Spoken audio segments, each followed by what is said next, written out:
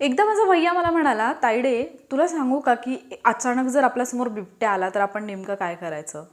मी म्हटलं, अरे मी कशाला जंगलात जाणार आहे तेव्हा की तुम्हाला बिबट्याचं सांगतोय. मी जंगलात जाणारच नाही तर बिबट्या माझ्यासमोर येणारच नाही.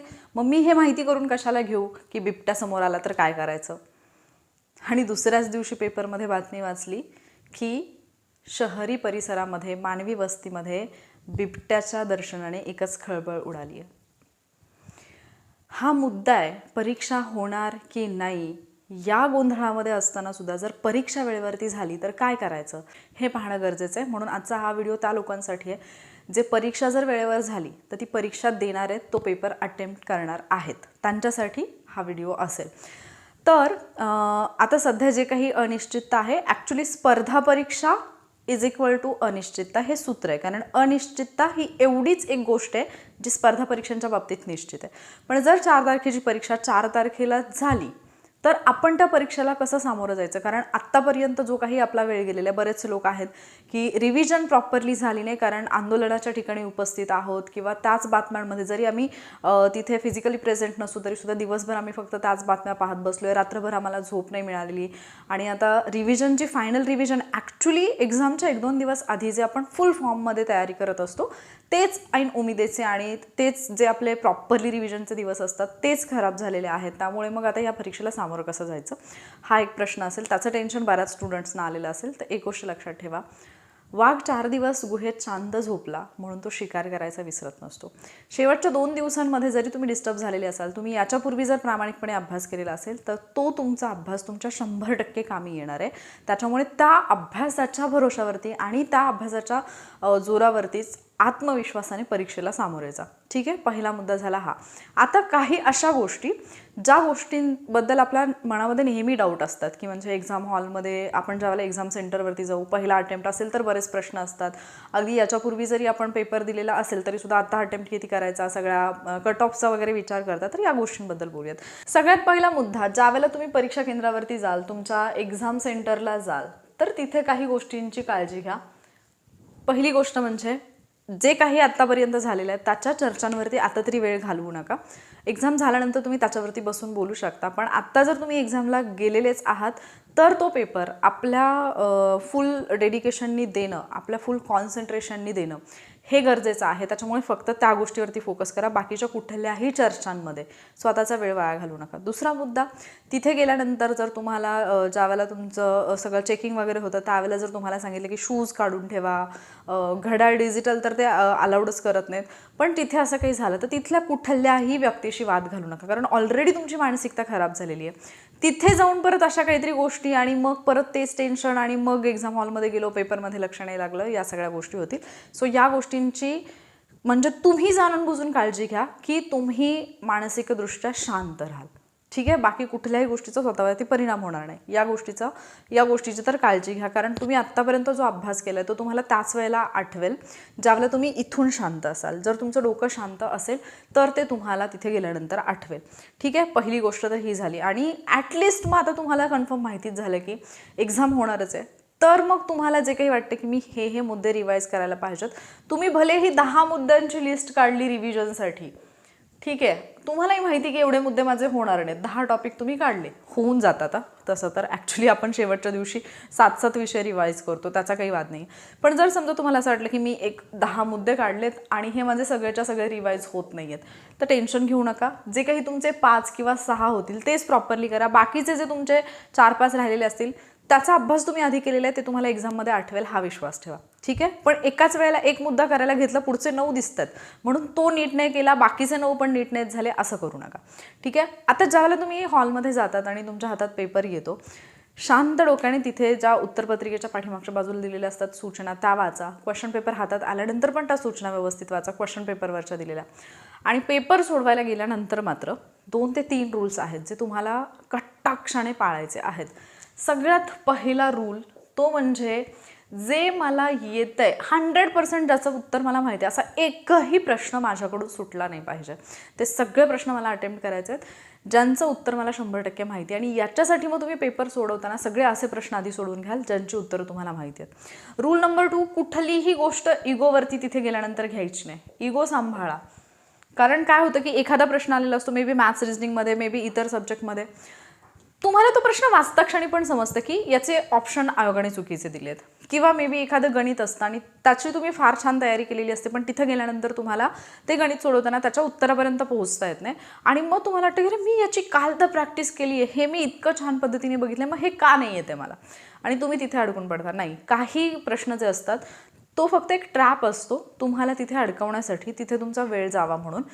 तुम्ही किती अचूकपणे उत्तर करता, हे करताय, विचार करताय, किती अचूकपणे उत्तर देत आहे, तुम्ही निर्णय किती जलदपणे घेताय, हे पाहण्यासाठी असे प्रश्न असतात. त्याच्यामुळे असे जे पण प्रश्न येतील ते तिथले तिथे स्किप करा, त्याच्यावरती जास्त वेळ गुंतून पडू नका. आणि रूल नंबर 3, अटेम्प्ट जो काही तुमच्या डोक्यामध्ये असेल की किती करायचा आहे, ठीक आहे, आता हा तुम्ही प्रत्येक ठिकाणी वेगळा वेगळा ऐकलेला असेल. तुम्हाला काही लोकांनी सांगितलं असेल की आता मेरिट फार वाढतं, त्याच्यामुळे 100च्या 100 प्रश्न अटेम्प्ट करायचे म्हणजे करायचेच. पण हा रूल मला असं वाटतं वैयक्तिकदृष्ट्या की हा प्रत्येकाच्या अभ्यासाचा भाग आहे, प्रत्येकाच्या ॲक्युरेसीचा भाग आहे.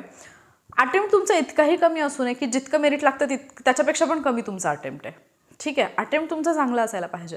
पण जर समजा XYZ हा विद्यार्थी आहे, त्याने पेपर सोडवताना त्याच्या लक्षात आलं की 75 क्वेश्चन्स मी सोडवलेत आणि मला 75 क्वेश्चन्समध्ये म्हणजे जे आपलं असतं ना की आपण फर्स्ट राऊंडमध्ये आपल्याला स्ट्रॉंग गट इन्स्टिंक्टनी कळलेलं असतं की एवढे माझे उत्तरं बरोबर येऊ शकतात, याच्यातले 75 क्वेश्चन्स समजा तुम्ही सोडवलेले आहेत आणि तुम्हाला असं वाटतं की येस, हे तर माझ्या ओळखीचे प्रश्न होते, याच्यातले कमीत कमी तुमचे 60-62 तरी बरोबर येण्याचे चान्सेस असतात, ठीक आहे. पुढच्या प्रश्नांबद्दल तुम्हाला खात्री नाही आहे आणि पुढचे प्रश्न तुम्ही उगीचच ढगात गोळ्या मारत गेला, जेव्हा तुम्ही प्रॅक्टिस करताना तुम्हाला माहिती आहे की मी ज्या ढगात गोळ्या मारल्या ते माझं कधीच बरोबर येत नाही, असं जर असेल तर ती रिस्क घेऊ नका.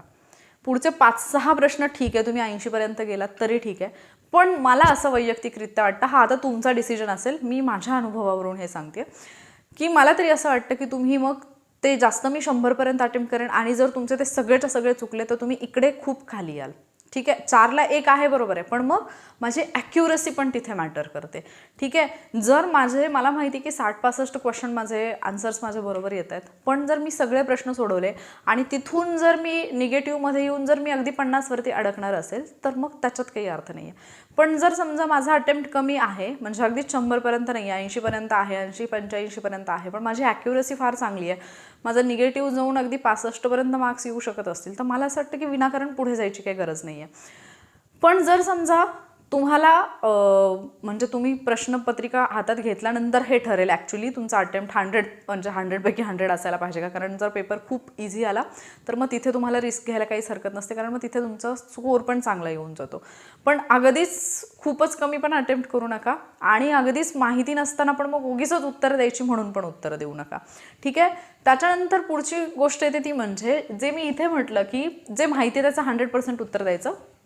तुम्हाला तुमचं स्ट्रॉंग सब्जेक्ट माहिती झालेले असतात अभ्यास करताना, सो जो सब्जेक्ट तुमचा स्ट्रॉंग आहे शक्यतो त्या सब्जेक्टपासून प्रश्न सोडवायला सुरुवात करा. पण जर समजा तुम्ही प्रश्न वाचायला घेतले आणि पहिला, दुसरा, तिसरा सलग 3 प्रश्न जर तुम्हाला डिफिकल्ट वाटले तर तो सब्जेक्ट सोडवू नका. कारण काय होतं, जर तुम्ही सुरुवातीला डिफिकल्टवाले क्वेश्चन सोडवले तर तुमचा ब्रेन तुम्हाला हे सिग्नल द्यायला लागतो की पेपर अवघड आहे आणि मग पुढे जाऊन जरी पेपरमधले क्वेश्चन्स इझी असतील तरी पण आपल्याला अख्खा पेपर अवघड वाटायला लागतो, कारण पहिल्या 2-3 प्रश्नांनी तुमचा कॉन्फिडन्स डाऊन केलेला असतो.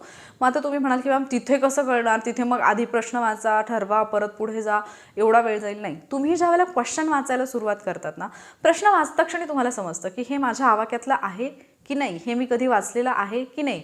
मोस्ट ऑफ द स्टुडंटना पॉलिटी इझी जातो, सो तुम्ही पॉलिटी म्हणजे आत्ता नवीन कुठली पद्धत पण करू नका. आता पॉलिटीपासून सुरुवात केली, तुमच्या लक्षात आलं अरे पॉलिटीचे 15 क्वेश्चन आहेत, 12-13 तर मला इझिली येऊन जातात, काहीच हरकत नाही आहे. मग ते जे काही 12-13 प्रश्न तुम्ही कॉन्फिडन्सनी ज्यांची उत्तरं दिलेली असतात की नाही, ते प्रश्न तुम्हाला हेल्प करतात पुढच्या प्रश्नांमध्ये. म्हणजे तुम्हाला एक माइंड पण तुमचं फ्रेश राहतं की हां मला उत्तरं येत आहेत आणि मग तुम्ही ऑटोमॅटिकली छान पद्धतीने पेपर सोडवायला लागतात. पण कुठलाही नवीन प्रयोग एक्झाम हॉलमध्ये करायचा नाही. आत्तापर्यंत क्वेश्चन पेपर सोडवताना ज्या पद्धतीने प्रॅक्टिस केलेली आहे तीच मेथड फॉलो करायची एक्झाम हॉलमध्ये सुद्धा, कारण ती मेथड जेव्हा तुम्ही फॉलो कराल तर डेफिनेटली तुमचा स्कोअर चांगला येईल, ठीक आहे. त्याच्यानंतर एक्झामला जाण्यापूर्वी, आता तर मी ऑलरेडी तुम्हाला सांगितलं, पण मी तुम्हाला आधीच 3 दिवस शिल्लक राहिले तेव्हाच सांगितलेलं की 3 दिवसांमध्ये 3 चुका टाळा. आणि त्याच्यातला एक मुद्दा फार महत्त्वाचा मी सांगितलेला की तुमच्यावरती जे इमोशनल अटॅक होतील किंवा तुमची जी इमोशनल अटॅचमेंट असेल ती तुमच्या यशातला अडथळा बनू शकते. सो आत्ता जे काही झालं आहे हा एक इमोशनल अटॅक आहे तुमच्यावरती, पण त्याच्यातून स्वतःला सावरणं, त्याच्याशी डील करणं हे जास्त गरजेचं. आणि जर या सगळ्या सिच्युएशनमधून तुम्ही एक्झाम हॉलपर्यंत पोहोचत असाल तर तिथे गेल्यानंतर माझी प्रायोरिटी काय आहे, माझं 100% मला तिथे द्यायचं आहे हे तुम्हाला स्वतःला सांगावं लागेल. हे कटू आहे पण सत्य, कारण याच्या व्यतिरिक्त काहीच होणार नाही आहे. तुम्ही जर तिथे जाऊन तुमचं 100% दिलं तर तुमचा रिझल्ट येणार आहे. अदरवाईज ही वारी जी आहे ती चालतच राहणार आहे, हे चक्र जे आहे ते फिरतच राहणार आहे. त्याच्यामुळे या गोष्टींची काळजी घ्या. तिथे गेल्यानंतर कृपा करून एक्झाम हॉलमध्ये सुद्धा कोणाशी वाद घालू नका. जर पर्यवेक्षकांमुळे म्हणजे पर्सनली तुम्हाला डिस्टर्ब होत असेल, जसं की आता लास्ट टाइम मला एका स्टुडंटचा फोन आला आणि त्यांनी सांगितलं की पर्यवेक्षकांनी काय केलं की सगळे जे स्टुडंट आहेत त्यांचे प्रेझेंटीचे गोल मला भरायला लावले वगैरे, असं काहीतरी झालं. आणि त्याच्यात मध्ये मध्ये पेपरमध्ये येऊन ते 2-3 वेळा मला बोलले, पण मग पेपर कसा आहे किंवा काय, अशा काही गोष्टी विचारल्या असतील.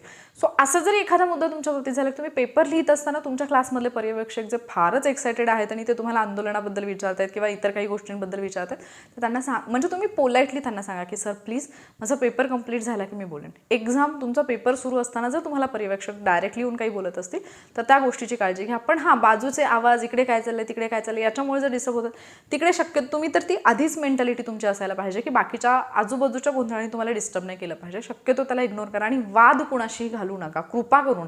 कारण मी हे फार पाहिले की अगदी हुशार विद्यार्थी एक्झामच्या वेळेला, एक्झामच्या जस्ट 5-10 मिनिट आधी पर्यवेक्षक किंवा तिथली जी टीम असते, तिथले जे सिक्युरिटी गार्ड असतात त्यांच्यासोबत किंवा तिथे बाकी जे लोक आलेले असतात कोणासोबत एक कशाच्याही कारणावरून वाद होतो आणि त्याचा सरळ परिणाम पेपरवरती होतो. सो मेंटली स्ट्रॉंग राहणं, इमोशनली स्ट्रॉंग राहणं हे फार जास्त गरजेचं आहे. कारण तुमची ही एक्झाम, ही पोस्ट तुमच्या फॅमिलीचं जे आयुष्य आहे ती बदलवणारी आहे. ठीक आहे, तुम्ही तुमच्या हक्कासाठी लढताय, त्याच्यात काही वाद नाही आहे, तुम्ही ते लढायला पाहिजे. पण ज्यावेळेला तुमच्या समोर काहीतरी असं आहे की जी तुमची प्रायोरिटी असायला पाहिजे, तर मला वाटतं की तुम्ही आत्ता सध्या जर एक्झाम वेळेवर होत असेल तर तुम्ही त्याला फोकस करणं जास्त गरजेचं आहे. सो परीक्षा होण्याचे चान्सेस जास्त आहेत हे तुम्हालाही माहिती आहे. अटेम्प्टच्या बाबतीत तर मी सांगितलं. आणि पेपरमधून म्हणजे हॉलमधून बाहेर आल्यानंतर अजिबात या रिग्रेटसोबत यायचं नाही, अरे याचं उत्तर मला येत होतं पण मी लिहिलं नाही, माझं चुकलं, मला कळलंच नाही मी तिथे चुकीचं उत्तर कसं दिलं. अजिबात या गिल्टसोबत बाहेर यायचं नाही. म्हणून तिथे असताना तो 1 तास फक्त आणि फक्त प्रायोरिटी असेल समोर आलेला प्रश्न. पहिला प्रश्न सोडवताना फुल फोकस पहिल्या प्रश्नावरतीच ठेवा. पुढचे 99 प्रश्नांचं काय याचा विचार करू नका. पहिला प्रश्न तुम्हाला अवघड वाटला याचा अर्थ असा नाही होत की अख्खा पेपर अवघड आहे. 99 प्रश्न आणखी आहेत ज्याच्यामध्ये तुम्ही जिंकू शकता, ज्याच्यामध्ये तुम्ही चांगलं परफॉर्म करू शकता. त्या एका प्रश्नाला तुमच्यावरती हावी होऊ देऊ नका.